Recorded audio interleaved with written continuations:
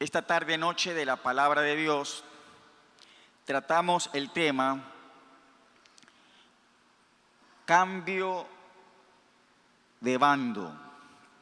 Diga cambio de bando.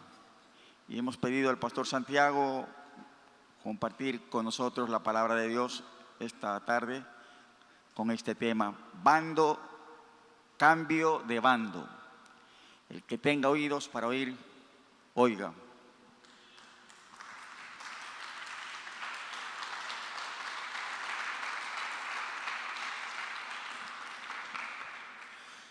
Si ese aplauso es para el Señor, déselo fuerte al Dios Todopoderoso, Rey de Reyes y Señor de Señores. Y antes de orar por el tiempo de palabra, quisiera que por favor me acompañe con sus Biblias al libro de Primera de Crónicas, el capítulo 12. Y vamos a leer en este capítulo los versículos del 16 al 18. Libro de Primera de Crónicas, capítulo 12, los versículos del 16 al 18. Y vamos a leer la palabra del Señor. Usted me sigue con la mirada en esta porción. Dice así la palabra de Dios. Primera de Crónicas, capítulo 12, los versos del 16 al 18. Asimismo, algunos de los hijos de Benjamín y de Judá vinieron a David al lugar fuerte.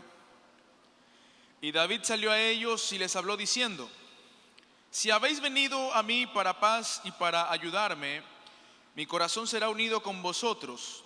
Mas si es para entregarme a mis enemigos, sin haber iniquidad en mis manos, véalo el Dios de nuestros padres y lo demande. Entonces el Espíritu vino sobre Amasai, jefe de los 30, y dijo: por ti, oh David, y contigo, oh hijo de Isaí, paz. Paz contigo y paz con tus ayudadores, pues también tu Dios te ayuda. Y David los recibió y los puso entre los capitanes de la tropa. Le invito a cerrar sus ojos y que me acompañe en oración. Amado Señor y buen Padre Celestial, te damos las gracias por tu voluntad buena, agradable y perfecta que nos ha traído hasta esta tu casa. Amado Dios, queremos pedirte en el nombre de Jesús que tu Espíritu Santo hable a nuestras mentes y corazones. Y si acaso hemos hecho algo que te defrauda, algo que va en contra de tu voluntad, te pedimos en el nombre de Jesús que nos limpies y nos perdones. Que nada sea un impedimento en este tiempo en el que hemos venido a encontrarnos contigo. Gracias te damos, Señor.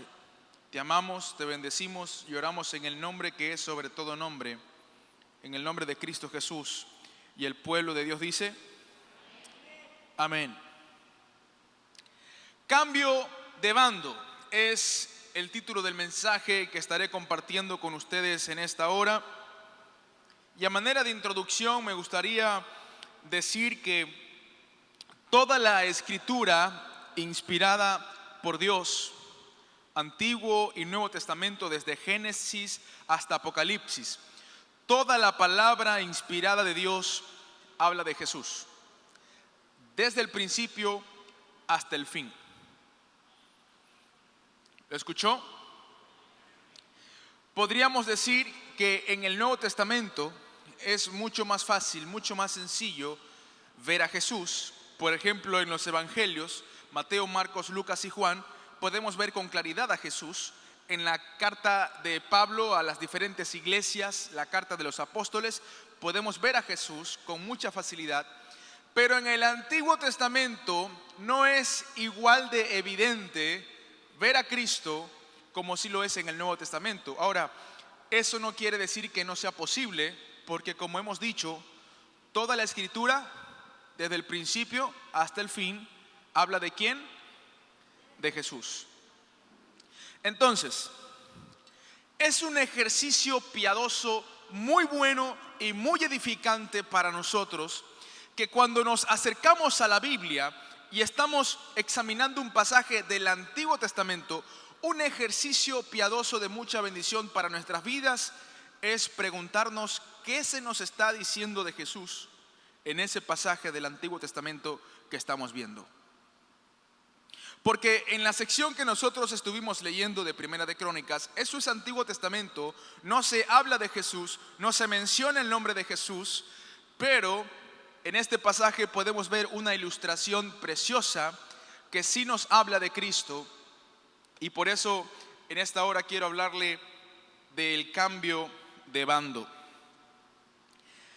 Aquí tenemos a un grupo de hombres que eran seguidores de Saúl y ahora vienen a David porque querían ser parte del ejército de David. Querían dejar a Saúl para ahora estar con David. Y claro, David no estaba muy seguro de cuáles eran las intenciones de estas personas. Es por eso que en Primera de Crónicas capítulo 12, en el versículo 17, David les dice: si habéis venido a mí para paz y para ayudarme, mi corazón será unido con vosotros. Mas si es para entregarme a mis enemigos sin haber iniquidad en mis manos, véalo el Dios de nuestros padres y lo demande. En esta historia nosotros vamos a observar que en este traspaso de los hombres que seguían a Saúl para poder estar con David, hay una ilustración hermosa acerca de las almas que desertan de las filas de Satanás para unirse al ejército de Cristo. En esta historia vamos a observar este cambio de bando que es probable que todos aquí, quizá la mayoría, hayamos experimentado. Pero si hay alguien que no, hoy se presenta una nueva oportunidad.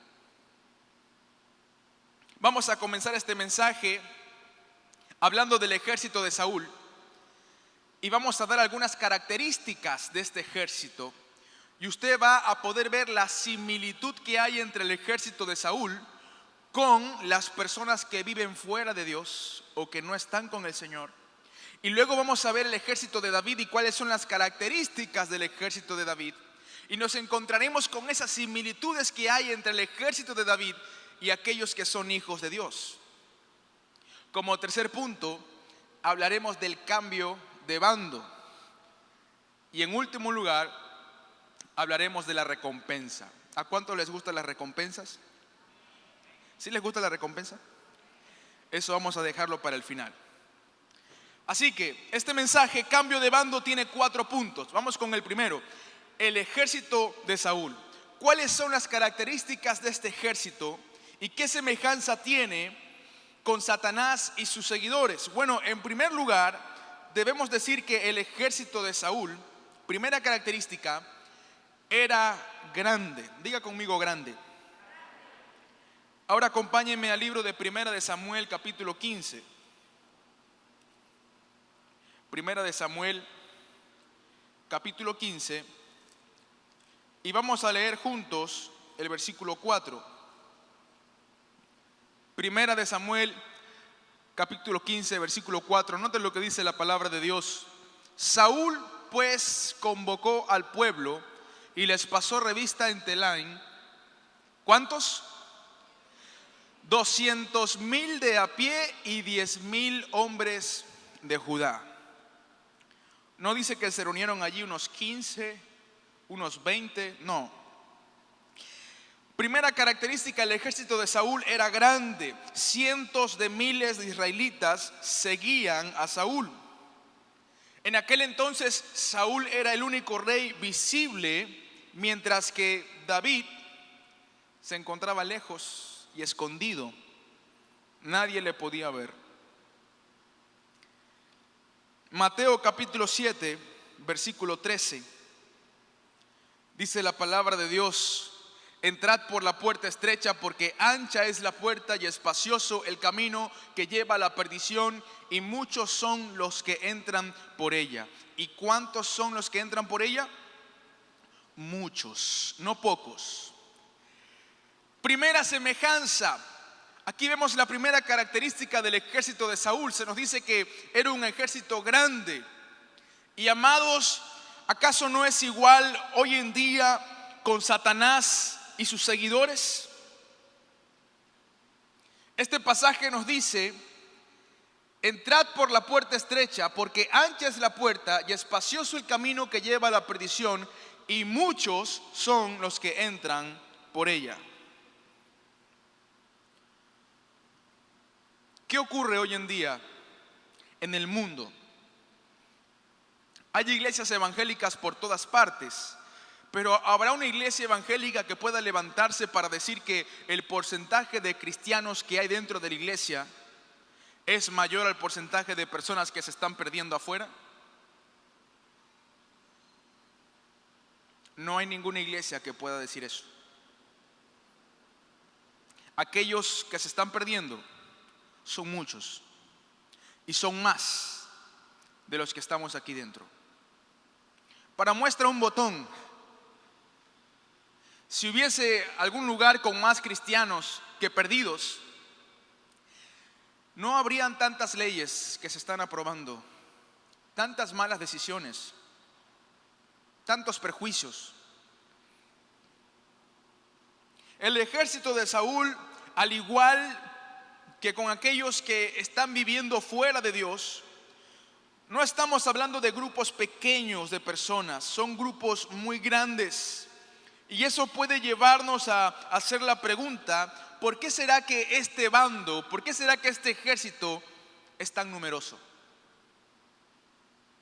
¿Por qué? Y allí podemos ver la segunda característica de este ejército, el ejército de Saúl. Diga conmigo: profano. Dígalo otra vez: profano. Segunda característica del ejército de Saúl: era un ejército profano.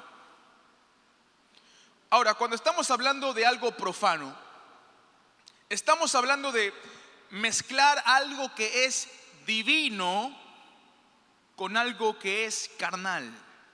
Eso es profanar. Le voy a dar un ejemplo. Cuando los enemigos de Israel conquistaban Israel y tomaban el templo, muchas veces cogían sus dioses paganos y los metían dentro del templo de Jerusalén. Eso era profanar el templo. ¿Por qué? Porque el templo era divino, pero al tomar dioses paganos, dioses falsos, estaban profanando el templo. Y ahora yo pregunto: ¿cómo es que el ejército de Saúl era un ejército profano? ¿De qué forma vemos aquí el mezclar algo divino con algo carnal? Bueno, sencillamente porque el ejército de Saúl era el ejército escogido por Dios. Ellos habían sido llamados por el Señor para hacer la voluntad del Señor, pero se habían corrompido. Y entonces, aunque tenían un llamado divino para hacer la voluntad del Padre, con sus acciones decidieron desobedecer al Padre y convertirse en un ejército profano. Un ejército que vivía independiente de Dios y de sus leyes. Algo que el ejército de Saúl demostró muchísimas veces. Oficialmente era el ejército de Jehová, pero ni le buscaban ni le escuchaban. No sé cuántos recuerdan esa batalla contra Amalek. Saúl recibió instrucciones específicas acerca de lo que debían hacer, pero no obedecieron. Dejaron al rey con vida, tomaron el ganado, y no solamente el ganado, sino otras cosas que ellos consideraban que era de valor, y desobedecieron a Dios en lo que Dios les había pedido hacer. Y claro que para ellos era muy cómodo servir a un rey Saúl que les dejaba hacer lo que les daba la gana. El mismo Saúl quiso tomar aquello que solamente un sacerdote podía hacer. Quiso ir más allá de su jurisdicción, desobedeciendo a Dios. Amados hermanos, ¿no es este el género de vida de las personas del mundo? Personas que viven a su antojo, sin consultar para nada la voluntad de Dios. Aun cuando sabemos que solo la voluntad de Dios es buena, agradable y perfecta. ¿Podemos decir eso de nuestra voluntad? ¿Es nuestra voluntad perfecta? No, no es perfecta. ¿Es nuestra voluntad buena? Muchas veces hemos querido cosas que no son buenas. ¿Es nuestra voluntad agradable? Muchas veces hemos hecho cosas desagradables. Pero Dios es el único que tiene una voluntad que es buena, que es agradable y que es perfecta.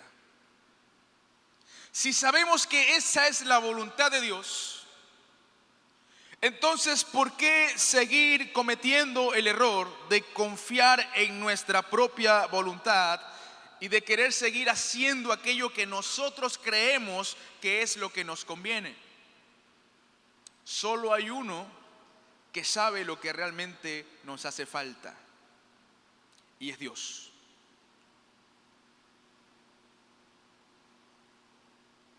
Aquí podemos ver la similitud en esta segunda característica de este ejército de Saúl en comparación con aquellos que viven fuera de Dios, aquellos que se encuentran del lado de Satanás.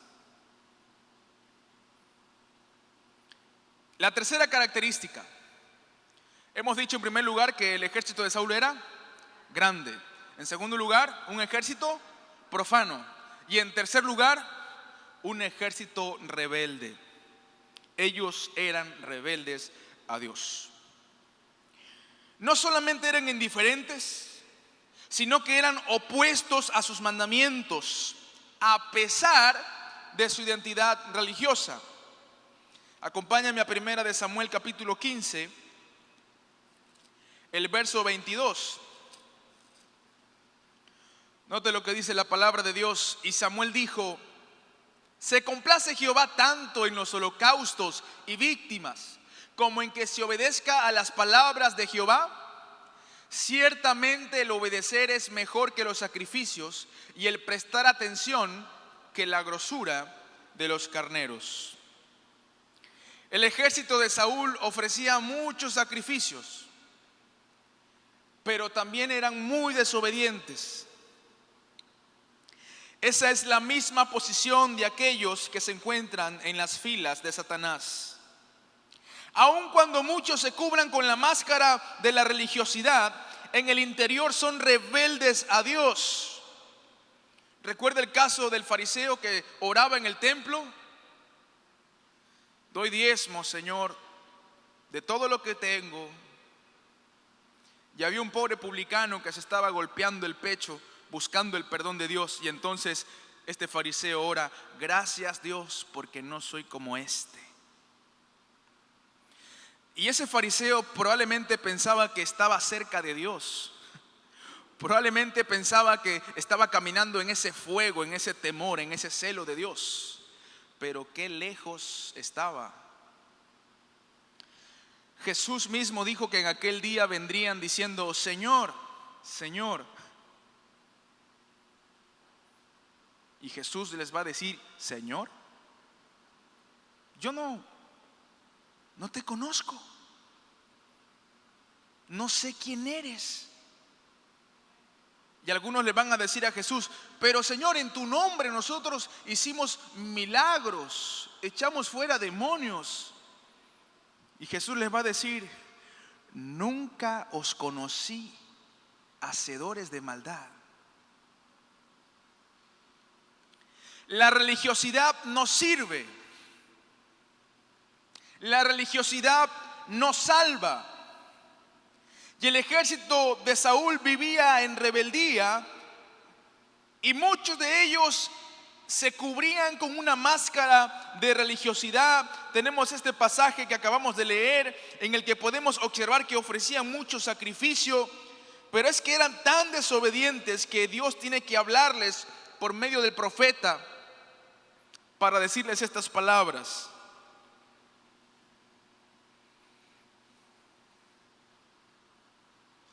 A veces es una sorpresa salir a evangelizar, porque cuando uno está compartiendo el mensaje del evangelio, se encuentra con una persona que dice: usted es hermanito. No, yo también creo en Dios. Vaya, busque a otro que esté perdido, yo sí creo. Y entonces el que está evangelizando dice: pero bueno, si usted es hermano, gloria a Dios, me alegro. ¿Y dónde congrega? Y entonces la persona responde: no, yo no voy a la iglesia, pero yo sí creo en Dios. Dios el Padre, Dios el Hijo, Jesús, el Espíritu Santo. Solo que no voy a la iglesia.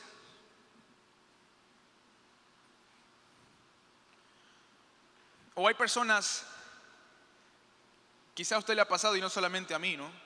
Personas que usted sabe que no están viviendo una buena vida. Personas que usted sabe que están cometiendo muchos errores, que no creen en Dios, que están en pecado, pero que cuando van a hacer algo se expresan diciendo: si Dios quiere, iremos para tal lugar. Si Dios quiere.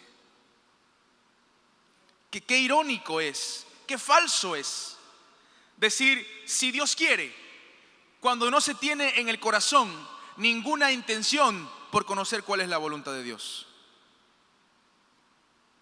¿Cómo decir si Dios quiere? El ejército de Saúl, un ejército rebelde, no solamente indiferentes, sino opuestos a los mandamientos que habían recibido.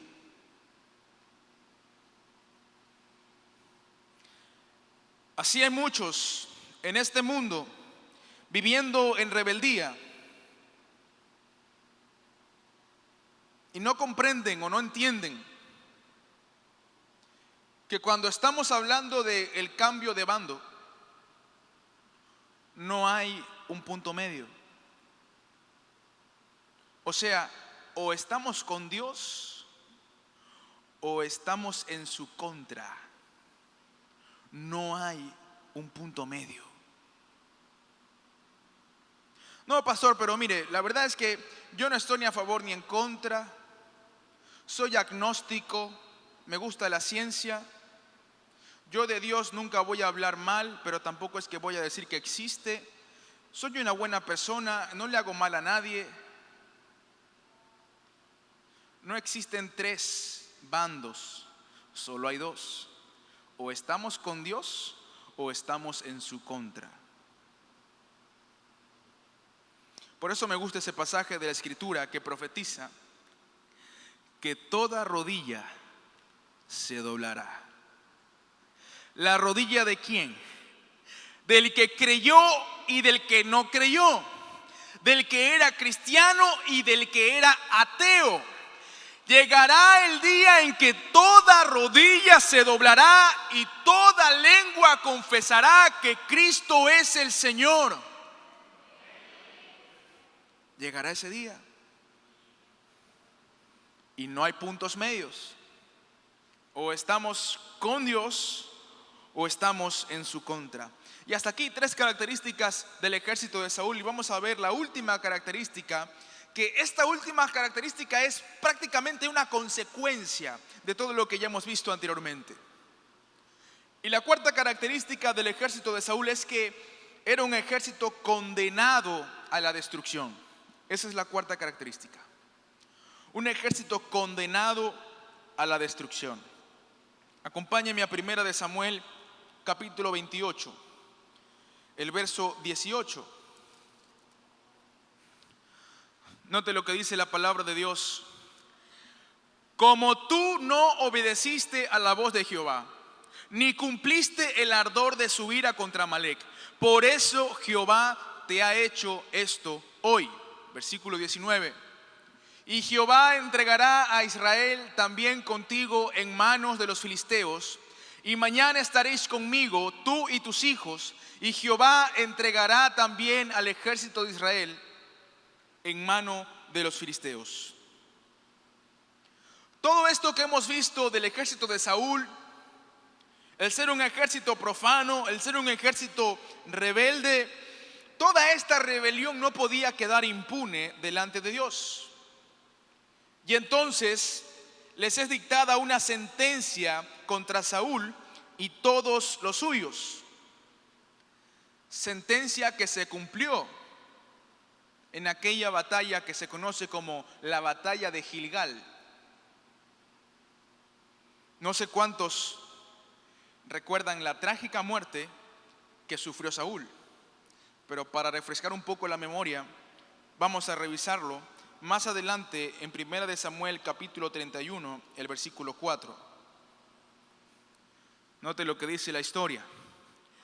Entonces dijo Saúl a su escudero: saca tu espada y traspásame con ella, para que no vengan estos incircuncisos y me traspasen y me escarnezcan. Mas su escudero no quería, porque tenía gran temor. Entonces tomó Saúl su propia espada y ¿qué hizo? Se echó sobre ella. Y yo creo que todos aquí estamos de acuerdo en que esta muerte fue trágica, ¿verdad? ¿Le parece trágico? ¿Penoso? ¿Terrible? ¿Triste? Pero amados, aunque el final de Saúl, aunque su muerte fue trágica, en este punto es necesario recordar que aún es mucho más trágico el destino que le aguarda a Satanás y a las almas que le sirven. Apocalipsis capítulo 20, el versículo 10. Y el diablo que los engañaba fue lanzado en el lago de fuego y azufre, donde estaban la bestia y el falso profeta, y serán atormentados día y noche por los siglos de los siglos. El verso 15 del mismo capítulo. Y el que no se halló inscrito en el libro de la vida fue lanzado al lago de fuego. Es penoso, sí, es trágica, sí, la muerte de Saúl, qué pena. Pero eso no se compara a aquello que ha sido profetizado para Satanás y aquellos que le siguen. 4 características del ejército de Saúl. En primer lugar, hemos dicho que el ejército de Saúl era grande. En segundo lugar, profano. En tercer lugar, rebelde. Y en cuarto lugar,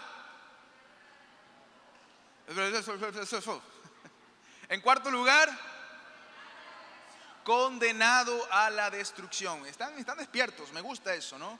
A veces es difícil estar despiertos en este culto, qué bueno. Y hasta aquí las 4 características del ejército de Saúl. Ahora sí vamos a ver lo bueno. El ejército de David. ¿Cuáles son esas características del ejército de David? Y cómo es que hay una semejanza entre las características del ejército de David y aquellos que somos hijos de Dios. Ejército de David. En primer lugar, y en contraposición a lo que hemos dicho del ejército de Saúl, debemos empezar diciendo que el ejército de David, en primer lugar, primera característica, era pequeño. Diga conmigo, pequeño. Primera característica, el ejército de David era pequeño. Al principio formado solamente por sus criados, pero ya luego fue poco a poco creciendo paulatinamente, pero eran pocos comparados con el ejército de Saúl. Y yo hago la pregunta, ¿no ha sido así con los seguidores de Cristo? En los días de los ministerios preciosos que recordamos en el Nuevo Testamento, el ministerio de Jesús, luego los seguidores, los apóstoles, eran pocos. Y aunque el número ha crecido, siempre ha sido y es minoría. Porque bien dijo Jesucristo, muy estrecha es la puerta que conduce a la eternidad y la gran mayoría prefiere ir por el camino ancho. Ahora, ¿por qué pasa esto? ¿Por qué son muchas las personas que prefieren escoger el camino ancho en vez de escoger el camino estrecho. Esto ocurre porque son muchos los engañados que viven afanados por lo que este mundo les ofrece. Pastor, ¿y qué ofrece el mundo? Bueno, muchas cosas, muchas cosas. Pero para quienes somos hijos de Dios, hemos entendido que no hay nada que este mundo nos pueda ofrecer. Absolutamente nada que pueda compararse a lo que hemos encontrado en Cristo. Para los que somos hijos de Dios, hemos comprendido que Cristo Jesús es todo suficiente. Hemos comprendido que en Cristo lo tenemos todo y que fuera de Cristo no tenemos nada. Esa es la verdad de la palabra de Dios. Si va a aplaudir, dele un fuerte aplauso al Señor. Gloria a tu nombre, Cristo Jesús. Primera característica, el ejército de David era pequeño. Ocurre también hoy, ocurrió también a lo largo de la historia con los cristianos. Ahora, en segundo lugar, debemos decir que el ejército de David era un ejército perseguido. Diga conmigo persecución. Dígalo otra vez, persecución. El ejército de David era perseguido y David con sus hombres tenían que vivir huyendo de cueva en cueva. No era como hoy, ¿no? Que la gente que huye va de hotel a hotel. Ahora imagínense ir de cueva a cueva. David y sus hombres tuvieron que sufrir desprecios y miserias por todas partes. Y yo pregunto, ¿es que acaso no pasó así también con los santos seguidores de Cristo? Testigo de ello son las catacumbas de Roma, el Coliseo romano, tantos martirios, tantas torturas, tantas muertes. Yo recuerdo que en una clase de teología, el profesor llegó una mañana y nos preguntó a todos: ¿ustedes como qué apóstol quisieran ser? Y entonces ahí todos empezaron a hablar. Bueno, yo quisiera ser como el apóstol Pablo. Otro decía, yo quiero ser como Pedro. Y todos muy emocionados pensando en todo lo que estos hombres de Dios alcanzaron, todo lo que hicieron. Pero luego de eso el profesor nos hizo la segunda pregunta. Y él preguntó: ¿y quieren morir como murieron ellos? Porque es fácil pensar en todo lo bueno que alcanzaron, que lograron, ¿no? Pero olvidamos cómo murieron. Y el que dijo que quería ser como el apóstol Pablo quizá dijo: bueno, yo no quisiera que me corten la cabeza. O el que dijo que quería ser como Pedro: yo no quisiera que me crucifiquen al revés.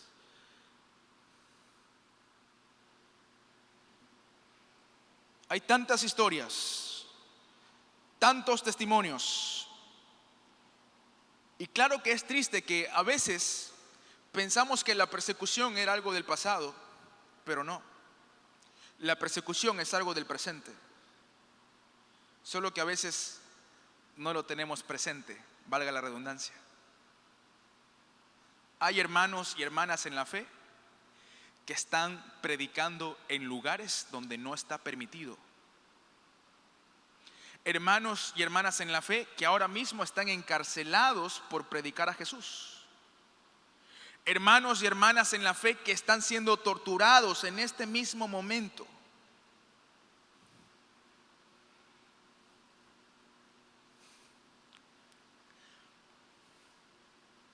Recuerdo que cuando estuve en Argentina por estudios teológicos, fui al barco Logos. No sé cuántos han tenido la oportunidad de visitar el barco Logos cuando estuvo aquí en Ecuador, aquí en Guayaquil. Es un barco que vende literatura cristiana, pero que también realiza obras misioneras. Y cuando yo estuve en este barco, recuerdo que había un evento especial en el que el enfoque de ese evento era que uno pudiera experimentar lo que están viviendo aquellos hermanos y hermanas en la fe que están predicando en un lugar donde está prohibido hacerlo.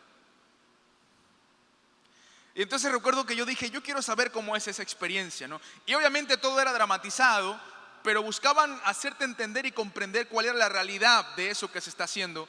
Y es por eso que antes de poder entrar a ese evento tenías que firmar un pequeño contrato, por si acaso te asustabas de más. Y yo recuerdo que estaba con mi hermana, Melanie. Y ahí entramos en un lugar, en todo un piso que habían separado de ese barco para poder vivir esta experiencia. Y estábamos todos como en una especie de culto, ¿no? Pero de un momento a otro entró gente armada,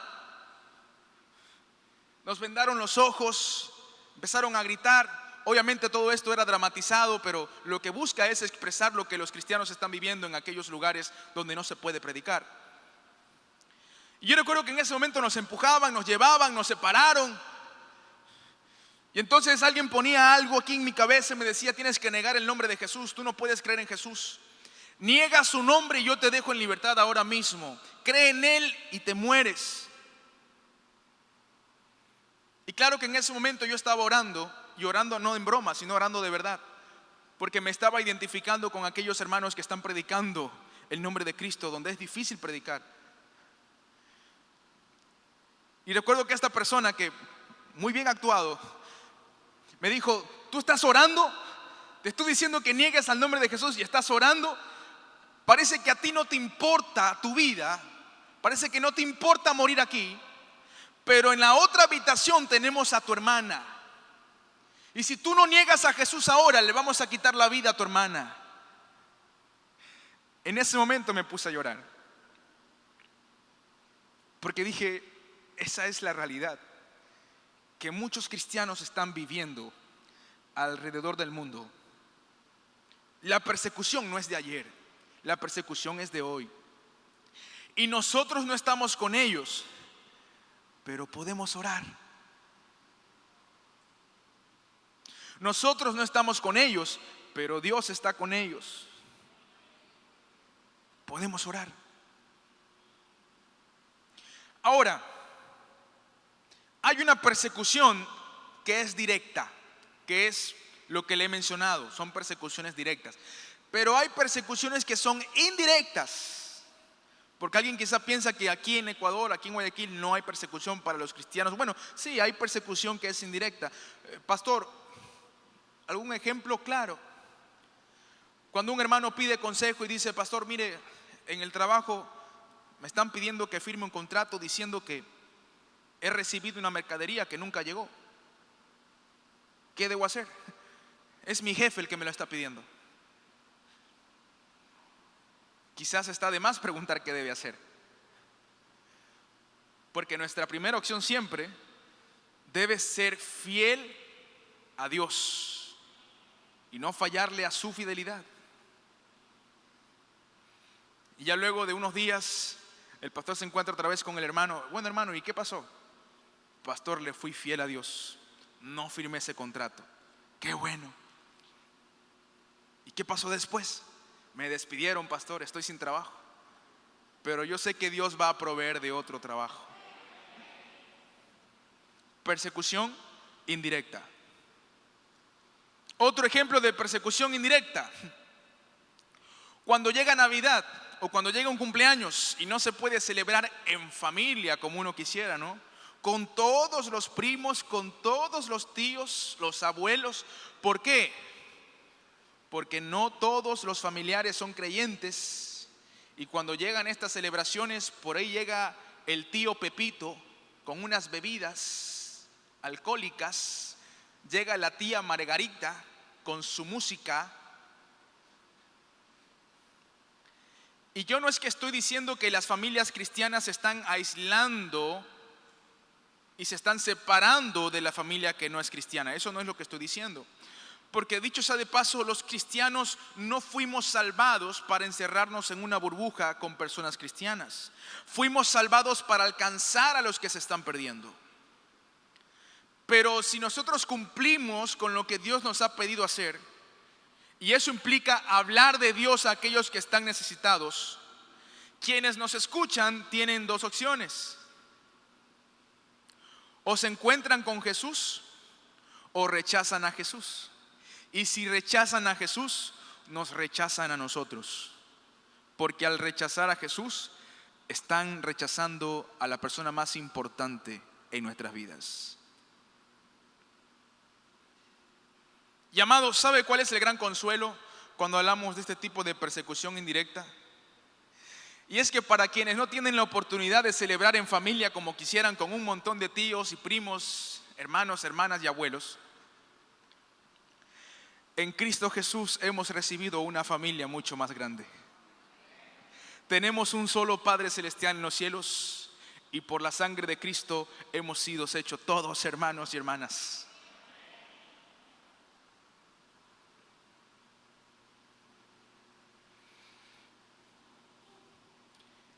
Persecución directa e indirecta. Hasta aquí la segunda característica del ejército de David. En primer lugar, habíamos dicho que este ejército de David era pequeño. En segundo lugar, que este ejército era perseguido. Ahora, en tercer lugar, tercera característica, el ejército de David estaba compuesto, diga conmigo, necesitados. Dígalo de nuevo, necesitados y afligidos. ¿Cuántos han estado necesitados? ¿Cuántos han estado afligidos? Si hay alguien que nunca ha estado necesitado y afligido, me avisa para ponerlo a enseñar aquí adelante. Pero yo creo que todos hemos estado necesitados y afligidos. Y sucede con el ejército de David que muchos de los que vinieron a él para unirse a su ejército eran precisamente personas necesitadas y afligidas. Y vamos a leer acerca de esto en 1 Samuel capítulo 22, el verso 2. Note lo que dice: y se juntaron con él todos los afligidos y todo el que estaba endeudado y todos los que se hallaban en amargura de espíritu, y fue hecho jefe de ellos y tuvo consigo como 400 hombres. El ejército de David, compuesto de necesitados y afligidos. Estos hombres buscaron mejorar sus vidas, encontrar consuelo en el servicio al rey David. ¿No sucede así con todos los que venimos a Jesús? En el Sermón de la Montaña, Mateo capítulo 5, la primera bienaventuranza, Jesús dice: bienaventurados los pobres en espíritu, porque de ellos es el reino de los cielos. Pastor, ese versículo dice que si yo soy pobre, soy más espiritual. No, de eso no habla el versículo. Ser pobre en espíritu implica una condición de necesitar a Dios. Y nadie pudo jamás encontrarse con Dios de no ser que se hizo cada vez más fuerte esa necesidad.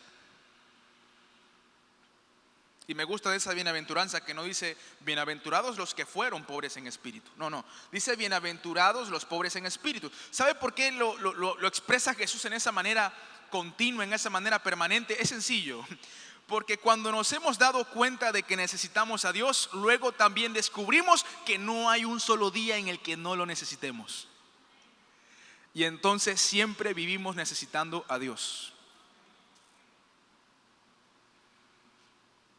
Tenemos un pasaje en 1 Corintios capítulo 1, los versículos del 26 al 28, donde se nos habla precisamente, dice: pues mirad, hermanos, vuestra vocación, que no sois muchos sabios según la carne, ni muchos poderosos, ni muchos nobles, sino que lo necio del mundo escogió Dios para avergonzar a los sabios, y lo débil del mundo escogió Dios para avergonzar a lo fuerte.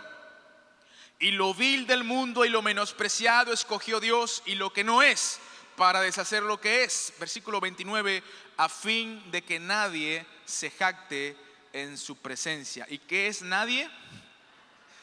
Nadie puede jactarse delante de la presencia de Dios. Y todos estábamos dentro de esa lista. Fuimos escogidos por Dios cuando no lo merecíamos.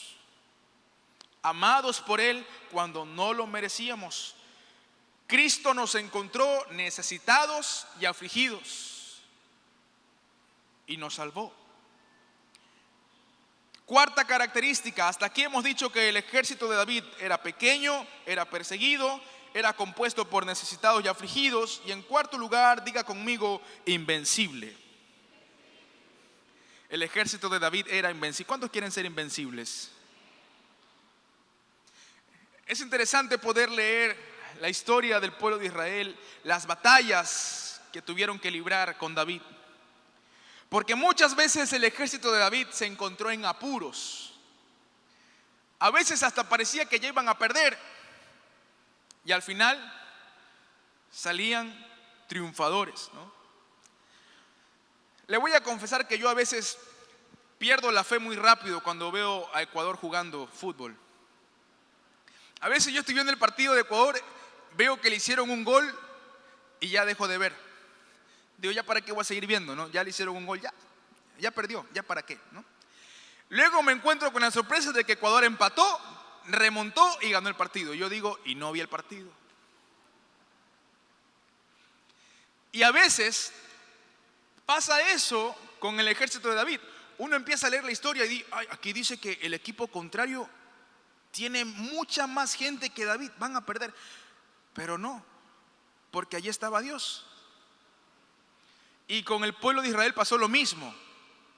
¿Cuántos enemigos, cuántas batallas, cuántas veces las condiciones que ellos tenían eran las peores? Y aún así, allí estaba Dios con ellos. El ejército de David era un ejército invencible porque el Señor iba a donde ellos estaban y les guardaba, les libraba. Y amados, ¿cómo no observar la maravillosa semejanza que hay aquí con la iglesia del Señor? Que a lo largo de la historia se han levantado tantas personas para desaparecer la fe, para desaparecer el mensaje de Cristo, para desaparecer el evangelio, para desaparecer la iglesia. Pero la respuesta a toda esta persecución, la respuesta a todas estas personas que se han levantado para que el cristianismo no exista, la respuesta a todas esas batallas en cuanto a qué pasó, lo tenemos aquí en esta noche.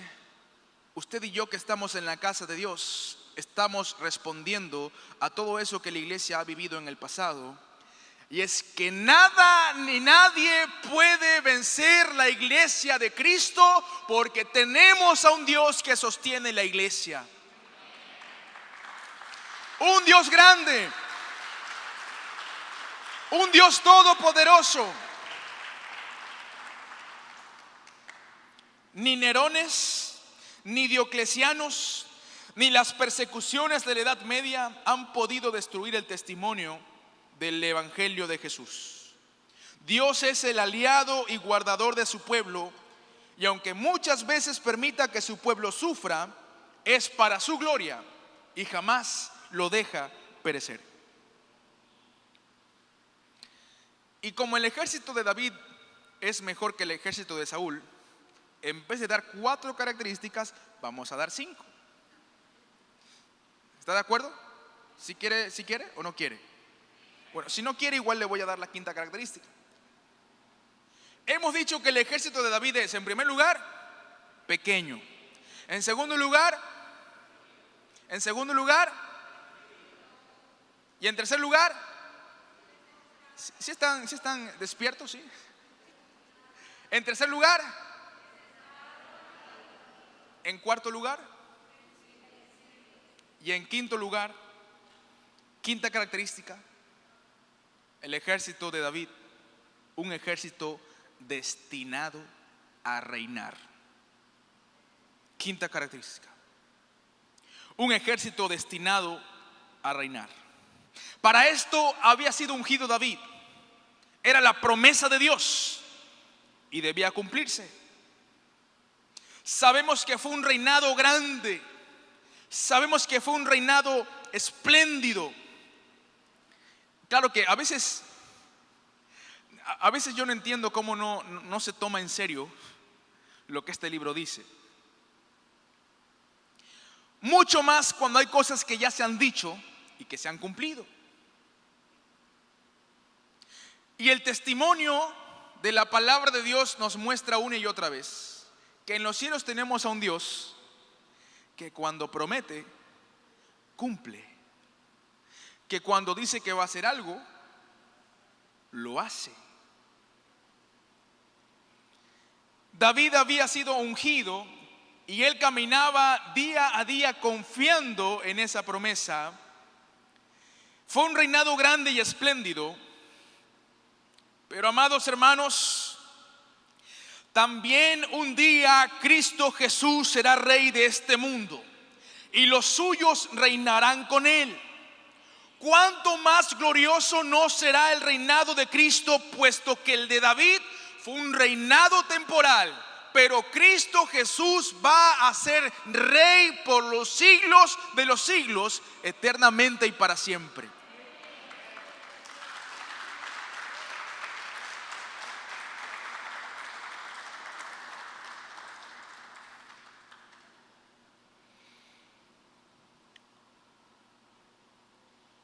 ¿Qué era mejor para estos hombres?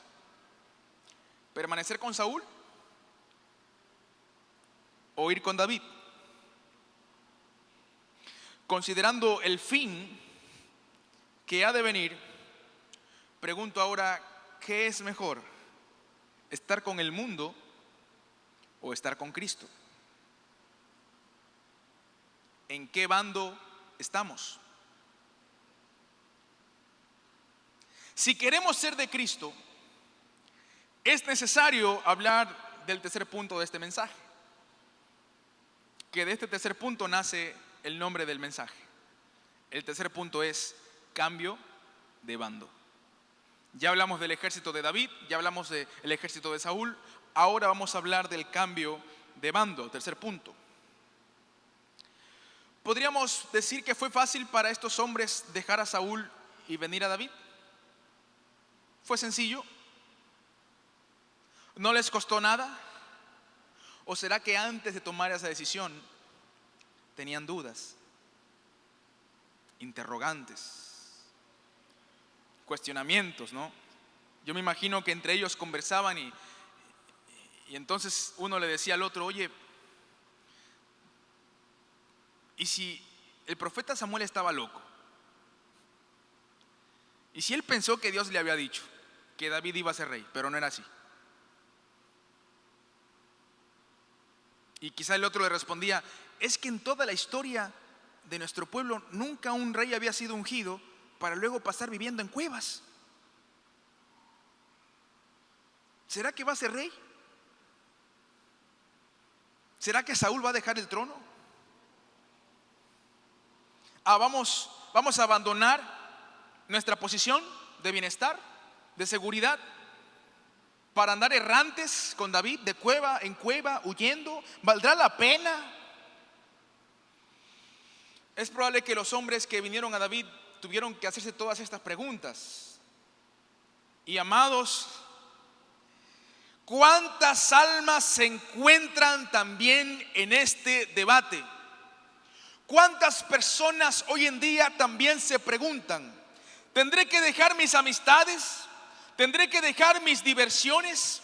¿Acaso voy a tener que arriesgar mi empleo? ¿Será cierto eso de que hay un cielo más allá y un infierno más abajo? ¿Será verdad?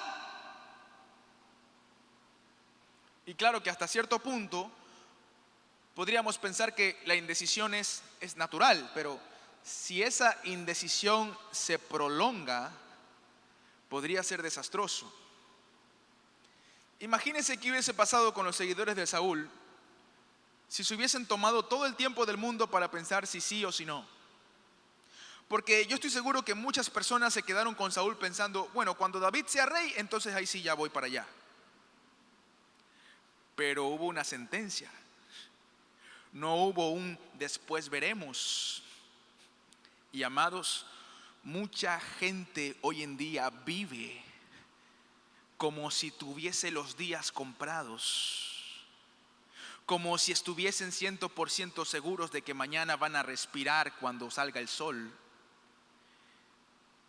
Pero los que somos hijos de Dios sabemos que si estamos aquí hoy es porque hay un Dios que sostiene nuestras vidas.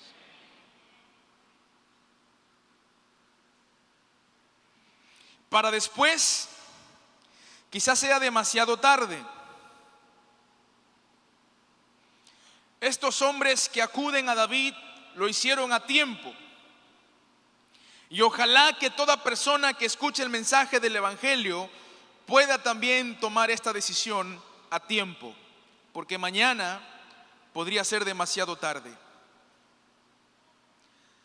Vamos a volver al pasaje de Primera de Crónicas capítulo 12, versículo 18. Porque antes de pasar al último punto, yo quiero que nosotros podamos ver que hay cualidades preciosas en estos hombres que acuden a David. En el versículo 18 vemos que Amasai le dice a David: por ti, oh David, y contigo, oh hijo de Isaí, dice: paz, paz contigo y paz con tus ayudadores. Atención, dice: pues también, ¿qué? Pues también tu Dios te ayuda. Podemos ver en estos hombres que había una convicción de fe. Había una razón lógica para su fe y también la hay para nosotros. Amados, en las Escrituras tenemos tantos ejemplos de la fidelidad de Dios. Y si tenemos que por unos instantes dejar la palabra a un lado, estoy seguro de que muchos aquí en esta noche han experimentado la fidelidad de Dios de manera personal. Yo me he librado de algunas operaciones quirúrgicas por mera gracia y obra de Dios. Y claro que lo que voy a decir a continuación no está en el mensaje, pero siento que es pertinente poder decirlo.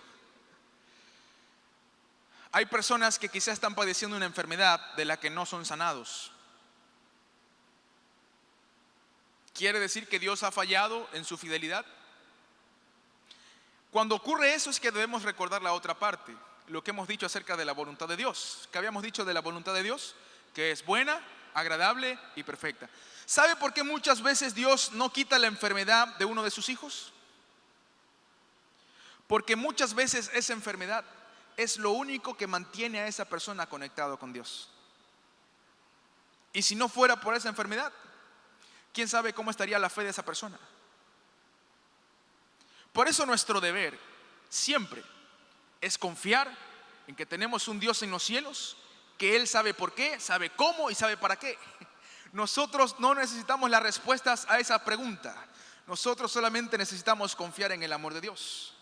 Porque dicho sea de paso, cualquier sufrimiento en esta vida es un sufrimiento temporal. Lo que nos espera en la eternidad vale la pena cualquier cosa que tengamos que padecer en esta tierra.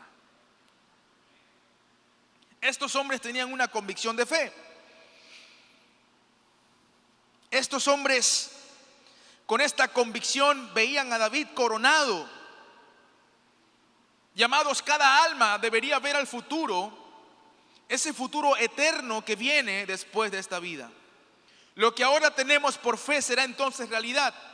Perdición para los que no son de Cristo. Gloria para los que aquí en esta tierra se unieron a Dios. Recuerde, la gloria para los hijos de Dios no es algo que se va a vivir en esta tierra. No espere vivir esa gloria ahora. La gloria es para la eternidad. Mientras estemos aquí en esta tierra, lo que nos toca es ser servidores de Dios, humildes y muchas veces humillados, pero siempre teniendo presente que nuestra vida en esta tierra es pasajera, es un soplo, un suspiro. Lo que nos espera no se compara. Ahora, otra cualidad que yo puedo ver en estos hombres que vinieron a David, volviendo al pasaje de Primera de Crónicas capítulo 12, en el versículo 18, es interesante que estos hombres empiezan diciendo: por ti, oh David, y contigo, oh hijo de Isaí.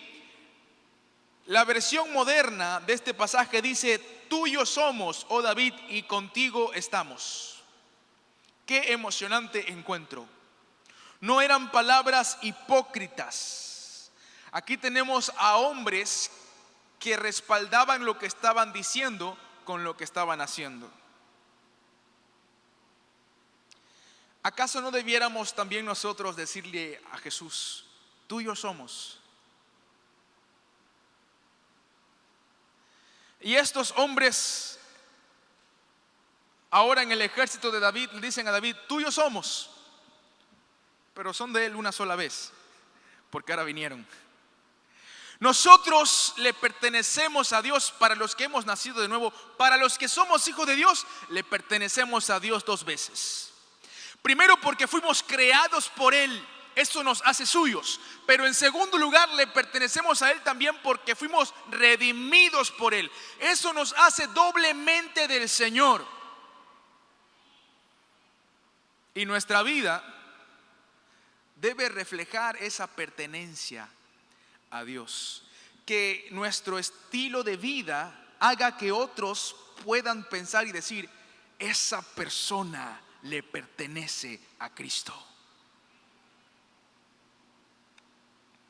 Primera de Corintios capítulo 6 verso 19 y 20. ¿O ignoráis que vuestro cuerpo es templo del Espíritu Santo, el cual está en vosotros, el cual tenéis de Dios y que no sois vuestros? Porque habéis sido comprados por precio. Glorificad pues a Dios en vuestro cuerpo y en vuestro espíritu, los cuales son de Dios. Amados, cuando hablamos de Jesús, no podemos simplemente decir que estamos de acuerdo. Cuando hablamos de Jesús, no podemos simplemente ser simpatizantes. Cuando hablamos de Jesús, no podemos decir que es la verdad sin vivir esa verdad. Hoy en día, en este país, en esta ciudad, hay muchos que se identifican con los barcelonistas, los MLCistas, la Liga de Quito. El uno le echa piedras al otro. Pero son hinchas, no están en la cancha. Cuando se trata de Cristo, no es suficiente ir al estadio. Cuando se trata de Cristo, no es suficiente hablar bonito en redes sociales acerca de Él. Cuando hablamos de Cristo, es necesario salir a jugar ese partido. No fuimos llamados a ser fanáticos, sino a ser verdaderos hijos de Dios. Vivir la verdad del Evangelio de Cristo y no simplemente decir que nos simpatiza esa verdad. Estar dispuestos a cumplir con la voluntad de Dios. No podemos unirnos a Jesús con una conversión fría. Si vamos a consagrarnos a Dios, debemos hacerlo totalmente. Y eso nos lleva al cuarto y último punto de este mensaje. Hemos hablado del ejército de Saúl, del ejército de David. Luego, ¿qué cosa? Cambio de bando. Y en cuarto lugar, el último punto de este mensaje es, diga conmigo ahora sí lo que a usted le gusta, la recompensa. ¿Sí le gusta la recompensa? A mí también me gusta la recompensa. ¿Será que David premió a estos hombres? Volvamos al pasaje. Primera de Crónicas, capítulo 12, versículo 17. Dice, y David salió a ellos y les habló diciendo, si habéis venido a mí para paz y para ayudarme, mi corazón, ¿qué cosa? Mi corazón será unido con vosotros. O sea, David le está diciendo a estos hombres, no solamente van a estar bajo mi autoridad, no solamente van a ser parte de mi gobierno, sino que David le está diciendo a estos hombres que van a ocupar un lugar en su corazón. No es cualquier cosa. Y amados, qué privilegio ocupar un lugar en el corazón del futuro rey David. Pero qué grande y mayor dicha es ocupar un lugar en el corazón de Cristo. Qué bendición es ser el centro del mero amor, fruto de la fe. Estar en el corazón de Dios nos asegura un lugar en el reino de Dios. Y eso es lo que Jesús quiere con nosotros. Él no nos salvó para quedarse de lejos siendo alguien con autoridad. Él es el rey que quiere ser amigo de sus súbditos. Él quiere ser nuestro amigo. Hablando de la recompensa, en primer lugar hemos hablado de un lugar en el corazón del rey. Y en segundo lugar debemos hablar de un puesto de honor en su servicio. Versículo 18 de Primera de Crónicas, capítulo 12. Note lo que dice la parte final. ¿Y David qué hizo? Los recibió y los puso ¿dónde? Entre los conserjes de la tropa. ¿Eso dice? Los puso en la cocina a lavar platos. Los puso entre los no están enojados, ¿no? Por alguien gritó no muy fuerte, no se enoje. Los puso entre los capitanes de la tropa. David les dijo a estos hombres: si ustedes van a estar conmigo en el tiempo de humillación, también van a estar conmigo en el tiempo de exaltación. Si ustedes van a estar conmigo en el desierto, pues entonces también van a estar conmigo en el palacio cuando comience mi reinado. ¿No debemos anhelar nosotros lo mismo con Jesús? Serle fieles al Señor en esta tierra para entonces reinar juntamente con Él en los cielos, siendo redimidos, buenos soldados, y entonces un día encontrarnos entre los más distinguidos. ¿Cuántos quieren, cuando llegue la eternidad, estar entre los más distinguidos? ¿No quieren? Yo sí quiero.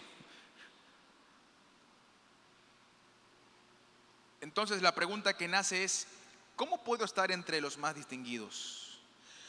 Porque a veces nos equivocamos pensando que en el cielo todos van a recibir lo mismo, y eso no es verdad. No todos van a recibir lo mismo. Unos van a recibir más y otros menos. Y siendo que todos aquí queremos ser distinguidos cuando lleguemos a la eternidad, respondiendo a la pregunta: ¿qué es lo que debemos hacer para estar allí entre los distinguidos? Permítame responder a su inquietud. El ser distinguidos cuando lleguemos a la eternidad no depende de los dones que usted haya recibido, no depende de los talentos que usted tiene.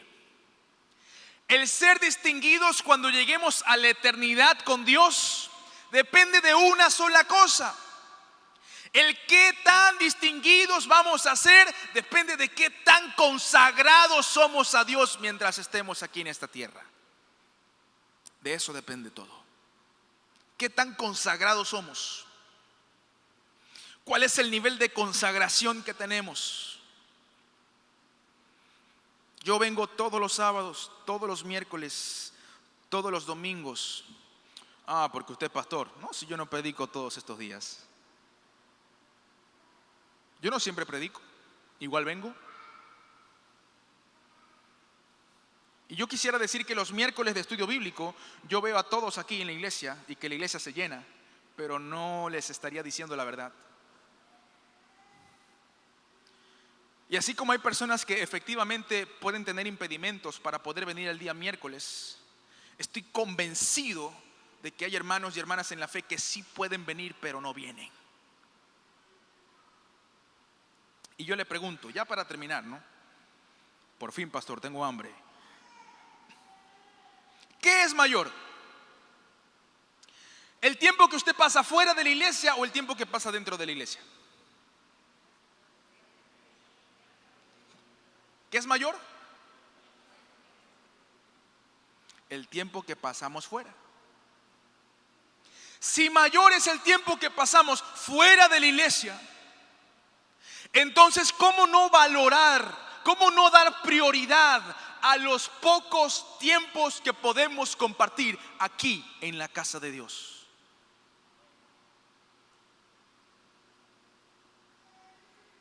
Nivel de consagración.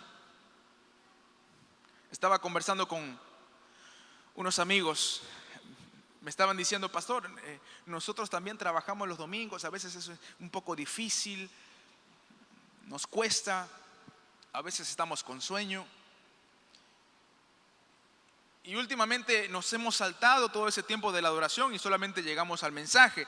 Y estas personas me preguntaban: ¿está mal llegar solamente al mensaje? Y entonces yo les abrí la Biblia y les dije: quiero compartir un pasaje de la Biblia con ustedes. Y hay un capítulo en el libro de Jeremías donde Dios se toma el tiempo de descender de los cielos para observar la devoción y la fidelidad de los pueblos paganos a sus dioses falsos. Y entonces Dios le pregunta a sus hijos: ¿por qué ellos, con dioses falsos, son más fieles y más devotos que ustedes, que han conocido al Dios verdadero? Y entonces les explicaba a estos amigos que cuando nosotros le faltamos a este culto, porque el culto no es el mensaje, el culto es todo: adoración, mensaje, ofrenda, diezmos, cuando hay Santa Cena, hasta los anuncios, todo es parte de un culto. Ese culto es un culto a Dios.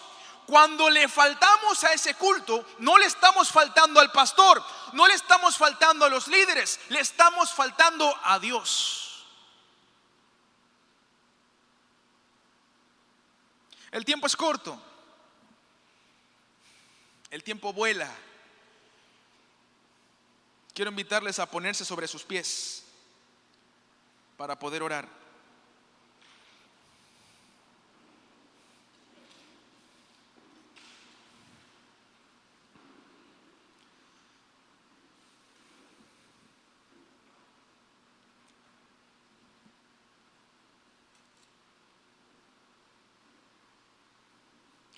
Miles de años de historia en este libro.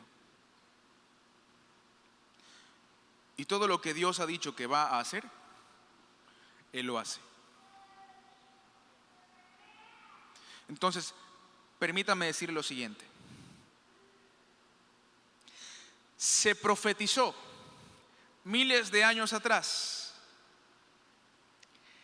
que Cristo Jesús vendría a esta tierra. Y vino. Se profetizó miles de años atrás que Cristo Jesús curaría y sanaría a los enfermos. ¿Lo hizo? Sí. Se profetizó miles de años atrás que Cristo Jesús habría de morir por nosotros. Y murió. Se profetizó de Jesús que resucitaría. Y resucitó. Y nos dice la palabra de Dios que Cristo Jesús, el Rey de Reyes y Señor de Señores, volverá por segunda vez. Y les aseguro que viene. Estemos preparados para cuando Él llegue. Cierre sus ojos y ore conmigo. Padre nuestro que estás en los cielos, gracias te damos por tu palabra. Gracias, Señor, porque en este tiempo hemos podido sentarnos a tus pies y recibir ese alimento espiritual que nuestras almas necesitan. Señor, tú eres un Dios grande y tú eres un Dios de oportunidades. Y cada día que sale el sol, tenemos una nueva oportunidad.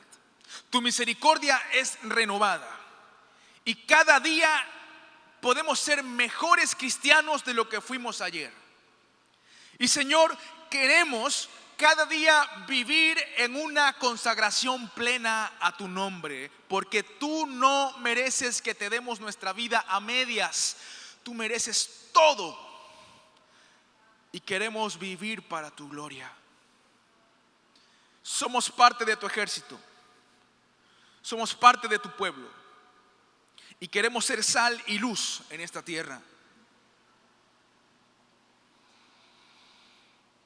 Si en esta noche necesitas renovar ese compromiso con el Señor, necesitas ponerte a cuentas con Él, quizás has estado viviendo lejos de tu Padre que está en los cielos, esta noche tu Padre te espera con brazos abiertos. Él no te está señalando, Él te espera para abrazarte y está al alcance de una oración. Si en esta noche tú necesitas renovar esa fe para caminar firme en el Señor, cierra tus ojos y ora conmigo. Padre que estás en los cielos, en el nombre de Jesús, vengo delante de tu presencia para pedirte que tu Espíritu Santo que está dentro de mí, cada día más me lleve a tener hambre por tu palabra. Y que el hambre por tu palabra sea mucho más fuerte que cualquier otro tipo de apetito. Te pido, Dios, en el nombre de Jesús, que tu Espíritu Santo fluya en mí y a través de mí, como tú lo sabes hacer. Y gracias, Señor, porque tu amor es tan grande que cada día tú me perdonas para volverlo a intentar. Y yo le invito a que usted esté orando, esté intercediendo, porque ahora quisiera dirigirme a las personas que nunca se han encontrado con Jesús. Personas que quizá pueden saber cosas de Él, conocer cosas de Él, pero que nunca se han encontrado cara a cara con Cristo. Esta noche tienes la oportunidad de encontrarte con el Rey de Reyes y Señor de Señores. Si tú quieres encontrarte con Jesús, voy a pedirte en esta noche que repitas esta oración conmigo y voy a invitar a toda la iglesia a que repita esta oración para ayudar a las personas que lo hacen con todo su corazón. Con sus ojos cerrados, repita después de mí con voz audible: Padre, que se escuche, Padre, gracias por tu amor. Padre, gracias por Jesús. Tú me amas como nadie me ha amado. Yo sé que en mi pasado hay tantas cosas de las que me avergüenzo, pero también sé que tu amor es más grande. Quiero recibir a Jesús, que Él cambie mi vida. Quiero recibir tu perdón. Quiero que me limpies, transfórmame. Quiero ser tu hijo. Gracias por tu fidelidad y por tu abrazo que recibo en esta noche. Oro en el nombre de Jesús. Amén. Y todos con sus ojos cerrados, a mis hermanos y hermanas en la fe les pido que continúen orando, que continúen intercediendo con sus propias palabras. Oren a Dios. Y mientras están orando, si acaso en esta noche hay alguna persona que hizo esta oración con todo su corazón, que quiere encontrarse con Cristo, que quiere experimentar ese amor transformador de nuestro Rey, si hiciste esta oración de todo tu corazón en esta noche, yo te voy a pedir que en el lugar donde estás levantes tu mano. Quiero orar por ti y quiero bendecir tu vida. Cristo Jesús murió en la cruz y no se avergonzó de identificarse con nosotros. Esta noche no te avergüences, porque nadie aquí puede jactarse delante de Dios. Todos fuimos alcanzados por Él. Y si en esta noche has tomado esta decisión y has orado con fe, has orado con todo tu corazón, allí donde estás yo te invito a que levantes tu mano por unos instantes, bien en alto para que lo pueda ver, y me permitas orar por ti. Dios te bendiga. Hay una mano que se levantó.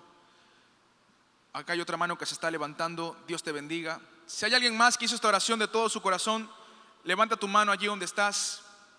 Dios te bendiga, Dios te bendiga. Ahora, Dios te bendiga. Ya no les voy a pedir que levanten la mano. A ustedes que se identificaron con Jesús en esta noche, permítanme orar por sus vidas de manera personal. Y a ustedes que levantaron la mano, les invito a dejar su asiento por un instante y que vengan aquí al frente. Quiero orar por ti de manera personal. Queremos bendecir tu vida. No tengas temor, no tengas vergüenza. Queremos juntos bendecir la obra de Dios en ti. Y celebramos la presencia de Dios en este lugar.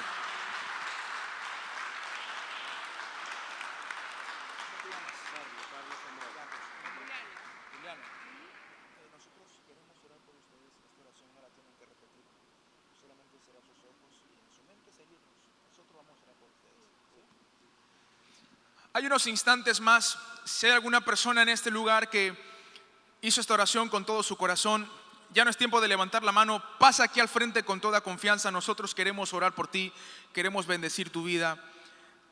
Dijo el apóstol Pablo: hoy es el día de salvación. Si escuchas hoy su voz, no endurezcas tu corazón. Hay unos instantes más. Esperamos en la presencia de Dios.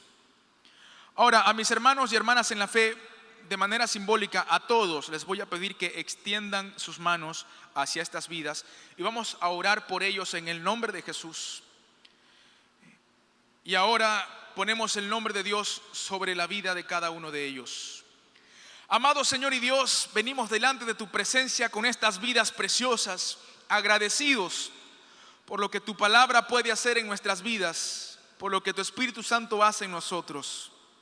Como hermanos y hermanas queremos pedirte en el nombre de Jesús que tú traigas de tu sabiduría a ellos, que tú traigas más de tu presencia a ellos y que tu voluntad buena, agradable y perfecta se cumpla en ellos.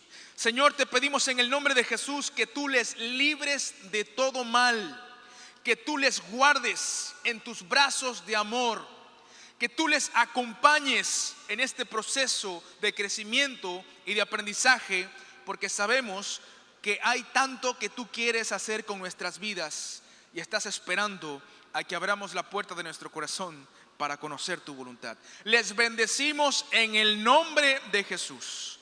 Sea tu nombre, Señor, sobre sus corazones, sus mentes, sus almas. Toda cadena es hecha a pedazos y todo lo que es contrario a tu voluntad es quebrantado en el nombre de Jesús. Y te damos las gracias. Gracias, amado Dios, en Cristo nuestro Señor. Amén y amén. Gloria a Dios. Ustedes van a recibir un material gratuito, ahí que ustedes van a llevar.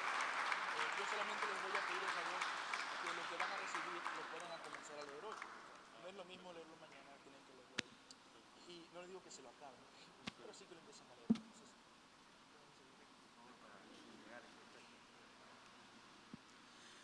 Si ese aplauso fue para el Señor, dáselo más fuerte. Toda la gloria y la honra sea para Cristo. Amén. Amados, en la mesa de Dios hay muchos asientos. Y ese banquete que Él sirve, no lo sirve solo para que nosotros comamos. Hay tanta gente hambrienta que está esperando una invitación para sentarse a la mesa del Rey. Y el Rey los va a recibir con brazos abiertos. Traiga un invitado, esfuércese, hágalo de corazón, hágalo como para el Señor. Bendiciones.